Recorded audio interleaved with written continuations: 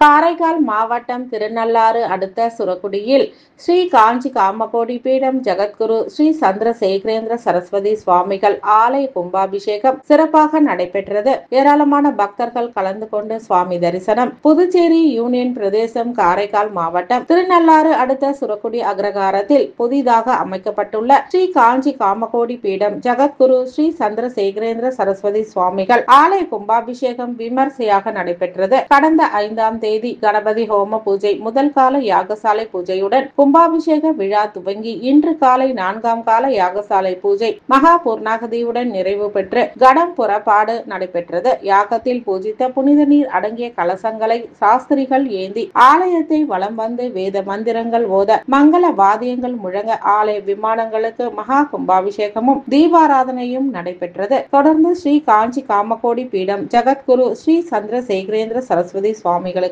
மகா அபிஷேகமும் மகா தீபாராதனையும் நடைபெற்றது. கும்பாபிஷேக விழாவில் புதுச்சேரி முன்னாள் அமைச்சர் கமலக்கண்ணன் உள்ளிட்ட ஏராளமான பக்தர்கள் கலந்து கொண்டு சுவாமி தரிசனம் செய்தனர்.